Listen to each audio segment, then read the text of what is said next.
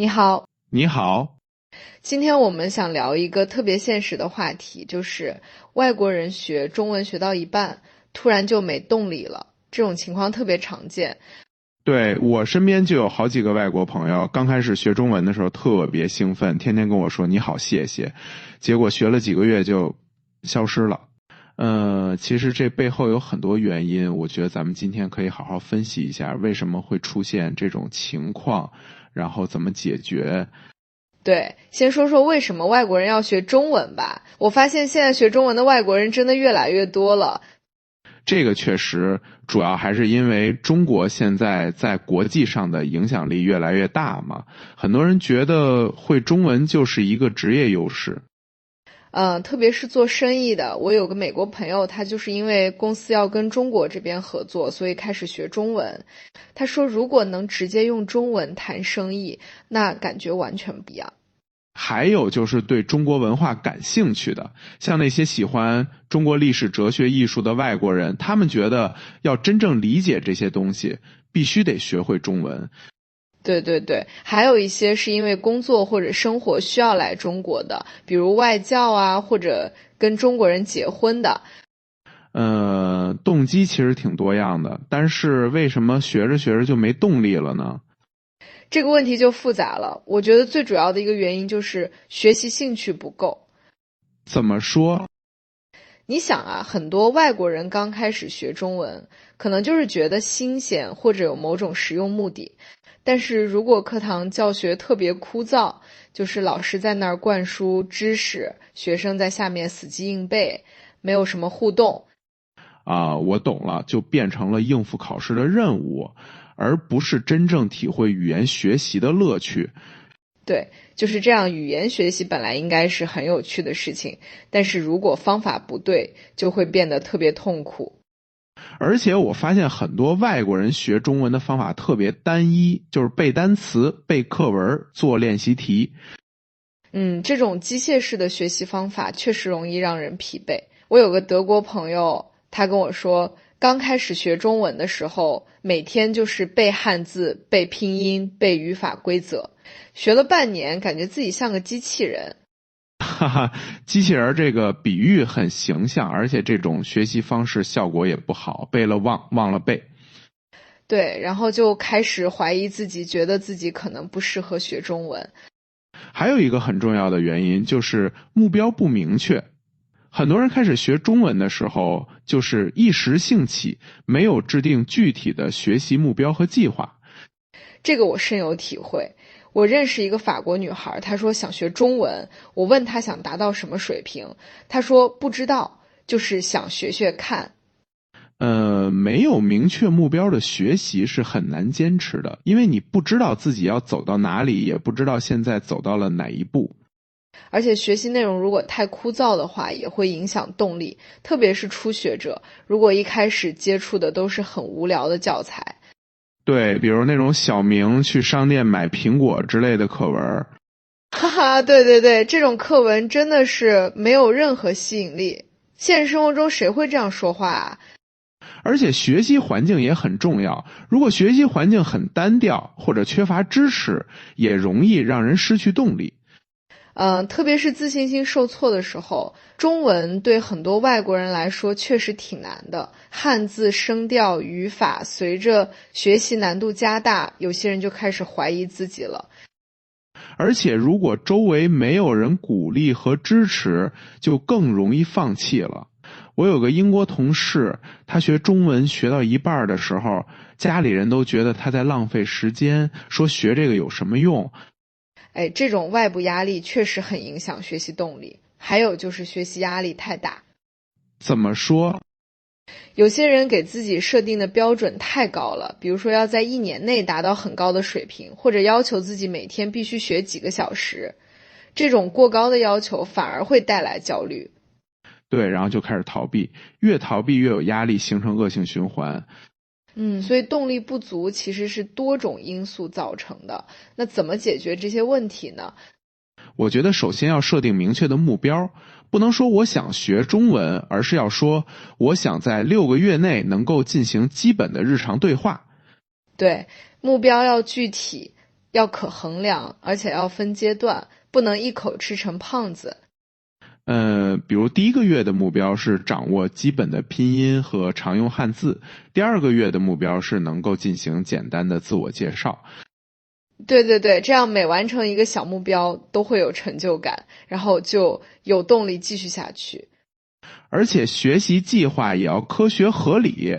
我听说有个方法叫番茄工作法，就是学习25分钟，然后休息5分钟。这个方法挺好的，避免长时间学习导致的疲劳，而且短时间的专注学习效率更高。然后学习内容和方式一定要丰富多样，不能只是背书，要结合各种有趣的材料。对，比如可以看中国电影，听中文歌曲，读有趣的网络文章。我有个美国朋友，他就是通过看中国的网络剧学中文的。哈哈，这个方法不错，在娱乐中学习不会觉得枯燥。而且这样学到的中文更贴近真实生活，不像教科书那么死板。对，还可以结合自己的兴趣爱好，比如喜欢做菜的可以看中文的烹饪节目，喜欢运动的可以关注中国的体育新闻。这样学习就变成了一种享受，而不是负担。还有一个很重要的点，就是要多实践语言学习，最怕的就是只学不用。对，我见过很多外国人书面中文很好，但是一开口就卡壳，因为平时缺乏练习。所以要主动创造使用中文的机会，比如跟中国朋友聊天，参加中文角活动，或者在社交媒体上用中文发帖。现在网络这么发达，找中国人练习中文其实不难，很多中国人也愿意帮助外国人学中文。对，而且在实际交流中，你会发现中文的魅力，会有成就感。当你能够用中文表达自己的想法，和中国人交流的时候，那种感觉特别棒。还有就是要建立一个积极的学习环境。这个怎么理解？就是要找到学习伙伴，或者加入学习社群。一个人学习容易孤单，容易放弃，但是如果有一群人一起学习，互相鼓励，就不一样了。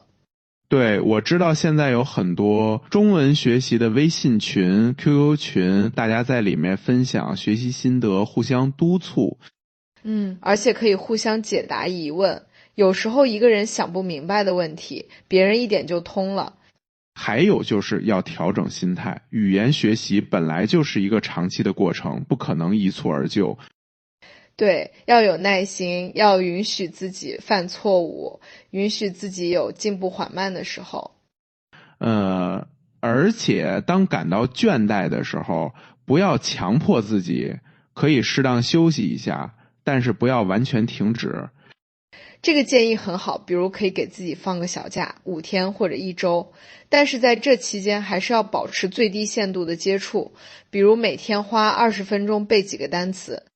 对，这样既能缓解压力，又不会完全中断学习的连续性。而且当感到没动力的时候，可以回顾一下自己的学习历程，翻翻以前的笔记，看看自己的进步。这种回顾很有用。有时候我们身在其中感觉不到自己的进步，但是回头看看会发现其实已经学会了很多东西。对，我有个日本朋友，他学中文学到一半的时候特别沮丧，觉得自己什么都没学会。后来我让他看看半年前写的中文日记，他自己都惊讶了，发现进步这么大。哈哈，这种对比很有激励作用。还有就是要学会寻找学习的乐趣，不要把学中文当成任务，要当成一种探索。怎么说？比如可以通过中文了解中国的文化、历史、社会。每学会一个新词，每理解一个新概念，都是对中国的进一步了解。这样学习就有了更深层的意义，不只是为了掌握一门语言，而是为了了解一个文化。对，而且可以改善学习环境，让学习变得更舒适、更有趣。比如买一个漂亮的台灯，营造好的学习氛围，或者下载一些有趣的学习 APP， 让学习变得像游戏一样，或者偶尔换个地方学习，比如去咖啡店。哈哈，这些小细节确实能提升学习的愉悦感。还有就是要根据自己的水平调整学习内容，不要好高骛远，也不要妄自菲薄。对，这就是所谓的分层学习，初学者就学初级内容，中级学习者就学中级内容，不要跳级。每个阶段都要让自己有成功的体验，这样才能建立信心。而且现在科技这么发达，有很多好用的学习工具。对，比如各种学习 APP、在线课程，还有 AI 辅助学习工具，这些都能让学习变得更高效、更有趣。我听说现在有些 APP 可以根据你的学习进度和兴趣，个性化推荐学习内容。还有一些可以模拟真实对话场景的 APP， 让你在虚拟环境中练习中文。这些工具确实很有用，但是我觉得最重要的还是要找到适合自己的学习方法。对，每个人的学习风格都不一样，有些人喜欢视觉学习，有些人喜欢听觉学习，有些人喜欢动手操作。所以要多尝试不同的方法，找到最适合自己的。而且要学会把学习融入到日常生活中，不要把学中文当成一个独立的任务，而是要让它成为生活的一部分。比如可以把手机的语言设置改成中文，这样每天都会接触到中文，或者在家里贴一些中文标签，标注各种物品的中文名称。这个方法不错，创造一个中文环境。对，还可以用中文记日记，哪怕只是几句话也好，或者在社交媒体上关注一些中文账号。这样就能在不知不觉中提高中文水平。还有一个很重要的建议，就是要学会处理挫折感。这个确实很重要，学语言肯定会遇到困难，会有挫折。对，比如有时候明明学过的词突然就想不起来了，或者听中国人说话感觉他们说的太快，完全听不懂。哈哈，这种情况我见过很多，有些外国朋友会因此很沮丧，觉得自己永远学不会中文。其实这是很正常的，语言学习就是这样，有起有伏，重要的是要保持积极的心态。对，要告诉自己，这些困难都是暂时的，只要坚持下去，一定会有突破。而且要学会庆祝小的进步，不要只关注自己还不会什么，要多关注自己已经学会了什么。这种正向的思维方式很重要。还有就是要合理安排学习时间，不要给自己太大压力，但也不能3天打鱼2天晒网。对，最好是每天都能接触一点中文，哪怕只有10分钟也好。持续性比强度更重要，每天学一点比1周学1次效果要好得多。而且要学会利用碎片时间，比如坐地铁的时候可以听中文播客，排队的时候可以背几个单词。对，现在大家都很忙，如果能充分利用这些碎片时间，积累起来也是很可观的。还有一个建议，就是要设定奖励机制。怎么说？就是给自己设定一些小目标，完成了就给自己一个奖励，比如学完一个单元就去吃一顿好的，背会100个单词，就买一件喜欢的东西。哈哈，这个方法很有趣，用奖励来激励自己坚持学习。对，这样学习就不只是付出，也有收获和享受。而且要学会寻求帮助。当遇到困难的时候，不要一个人硬撑，要主动寻求帮助。对，可以问老师，问中国朋友，或者在网上寻找答案。现在网络资源这么丰富，很多问题都能找到解答。而且中国人一般都很热心，很愿意帮助外国人学中文。我发现很多中国人对外国人学中文这件事儿都很支持，会很耐心的解答问题。对，所以不要害羞，不要怕犯错误，大胆的说，大胆的问。还有就是要保持好奇心，对中国的一切都保持好奇，这样学习就会变得很有动力。对，比如看到一个有趣的中文网络用语，就去了解它的来源和含义；听到一首好听的中文歌，就去查歌词的意思。这种主动探索的学习方式比被动接受要有效得多。而且要学会享受学习过程中的小惊喜，比如突然理解了一个以前不懂的句子，或者成功用中文表达了一个复杂的想法。对，这些小小的成就感会给学习带来很大的动力。还有一个很实用的建议，就是要学会调节学习节奏。怎么调节？就是根据自己的状态来安排学习内容。状态好的时候可以学一些难的内容，状态不好的时候就做一些轻松的练习。比如累的时候可以听听中文歌曲，精神好的时候可以读一些有挑战性的文章。对，这样既能保持学习的连续性，又不会给自己太大压力。而且要学会反思和总结，定期回顾自己的学习情况，看看哪些方法有效，哪些需要改进。对，可以写学习日记，记录自己的学习心得和困惑。这样不仅能提高中文写作能力，还能帮助自己更好地了解学习进程。还有就是要保持开放的心态。中文学习不只是语言学习，也是文化学习。对，要尝试理解中国人的思维方式，了解中国的社会文化背景。这样学到的中文才是活的，才能真正用于交流。而且要学会欣赏中文的美。中文是一门很美的语言，有着丰富的表达方式和深厚的文化内涵。对，比如中文的诗词、中文的成语都很有韵味。当你能够欣赏这些美的时候，学习就变成了一种享受。还有就是要有长远的眼光，不要只看眼前的困难，要想想学会中文之后能给自己带来什么。对，比如能够直接阅读中国的文学作品，能够看懂中国电影不用字幕，能够和10几亿中国人交流。这样想想还挺激动人心的，对吧？而且随着中国影响力的不断提升，中文的价值也会越来越大。所以现在学中文是一个很好的投资。还有一个建议就是要学会寻找学习伙伴。对，一个人学习容易孤单，有伙伴的话会更有动力。而且可以互相督促，互相鼓励。当你想放弃的时候，伙伴可以拉你一把。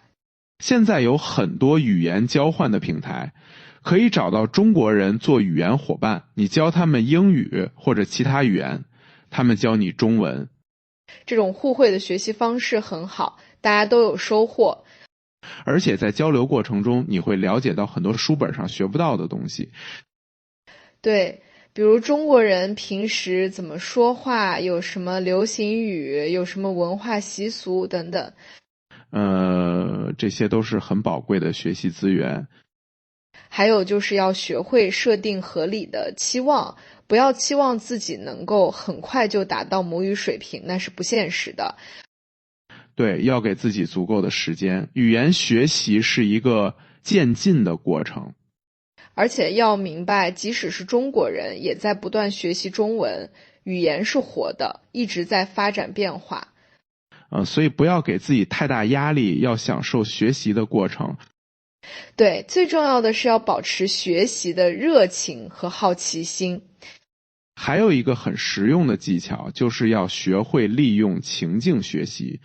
什么意思？就是在具体的情境中学习和使用中文，比如去中国餐厅点菜，去中国商店购物，参加中国朋友的聚会等等。我懂了，在真实的环境中使用中文，这样学到的东西更实用，也更容易记住。对，而且这种学习方式很有趣，不会觉得枯燥。还可以看中国的电视节目，了解中国人的日常生活。对，比如看一些生活类的节目或者新闻节目，都能学到很多实用的表达。而且要学会从错误中学习，犯错误是很正常的，重要的是要从错误中吸取教训。对，不要因为怕犯错误就不敢开口，大胆的说错了也没关系。而且中国人一般都很宽容，不会因为你说错了什么就笑话你。大家都理解学语言的不容易。还有就是要学会利用技术手段，现在有很多很好的学习工具和资源。比如语音识别软件可以帮你纠正发音，翻译软件可以帮你理解不懂的内容。对，还有各种在线词典、学习视频、播客节目等等。这些工具用好了，能大大提高学习效率。但是要注意，工具只是辅助，最重要的还是要多练习、多使用。对，不能过分依赖工具，要培养自己的语言能力。还有一个建议，就是要学会制定学习计划，但是要保持灵活性。怎么说？就是要有一个大致的学习框架和目标，但是具体的学习内容和方式可以根据情况调整。不要把计划定得太死，要根据自己的进度和兴趣来调整。对，比如原计划这周学语法，但是突然对中国历史很感兴趣，那就可以先学一些历史相关的中文内容。这样学习会更有动力，因为是自己感兴趣的内容。对，兴趣是最好的老师。还有就是要学会庆祝进步，不管进步多小，都要给自己一些肯定。对，比如今天学会了一个新词，或者成功用中文点了一次餐，都值得庆祝。这种正向的反馈会让学习变得更有动力。而且要学会和过去的自己比较，而不是和别人比较。对，每个人的起点不同，学习速度也不同，重要的是自己在进步。还有就是要保持耐心，语言学习真的需要时间，不可能一蹴而就。对，要相信时间的力量，只要坚持下去，一定会有收获。我觉得最重要的是要找到学习中文的意义。当你真正理解了学中文对自己的价值，动力就会自然而然的产生。对，可能是为了职业发展，可能是为了了解中国文化，可能是为了和中国朋友更好的交流。不管是什么原因，只要这个原因对你来说是重要的，就能支撑你坚持下去。而且要记住，学习中文不只是在学一门语言，也是在开拓自己的视野，丰富自己的人生。对，通过学中文，你能够接触到一个完全不同的文化世界，这本身就是很有价值的体验。所以当感到没动力的时候，可以想想这些更深层的意义。还有就是要学会享受学习过程中的每一个小发现，比如发现一个有趣的中文表达，或者理解了一个文化现象。对，这些小小的时刻会让学习变得很有趣。而且要保持开放的心态，不要害怕改变学习方法，如果现在的方法不适合，就尝试新的方法。对，学习方法没有标准答案，要找到最适合自己的。我觉得我们今天聊了很多实用的建议，总结一下的话，就是要设定明确目标，丰富学习方式，多实践应用，保持积极心态，寻求支持帮助。对，还要记住学习中文是一个长期的过程，要有耐心，要享受这个过程。最重要的是，不要把学中文当成负担，要把它当成一次精彩的文化探索之旅。当你真正爱上中文，爱上中国文化的时候，动力就不再是问题了。对，希望今天的分享能够帮助到那些在学中文路上遇到困难的朋友们。学习语言确实不容易，但是坚持下去，你会发现这是一件很有意义的事情。而且现在学中文的资源这么丰富，环境这么好，只要方法得当，一定能够成功。对，最后想说的是，如果你觉得今天的内容对你有帮助，也欢迎分享给身边正在学中文的朋友。大家一起学习，一起进步，这样会更有动力。好的，那我们今天就聊到这里。希望每个学中文的朋友都能找到属于自己的学习节奏和乐趣，